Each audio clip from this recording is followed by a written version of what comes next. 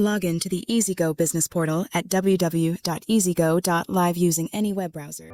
After logging in, click on the Users section located on the left sidebar. Here you can create unlimited users for your hospital or medical center. Assign roles to each user, such as viewer, staff, or consultant, depending on their responsibilities. Consultants are senior members who have the authority to sign off and publish reports, making them available for others to view. Viewers are typically nursing staff or residents who need to view reports and images but won't edit or upload anything. Staff members are usually technical staff who have the ability to upload studies to the server. You can add, remove, or edit users at any time to maintain flexibility in your team's access.